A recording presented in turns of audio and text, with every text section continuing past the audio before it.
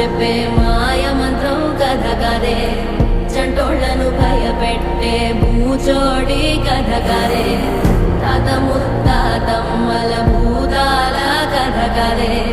విక్రమాదిత్యుడు చెప్పిన వేదాళుడి కథ కదే, దీపము నుండి బియ్యం వచ్చే అల్లావుద్దీన్ కథ కదే, ఇది ముడత చర్మం ముసలి చెప్పే కథ లాంటి నిజమే.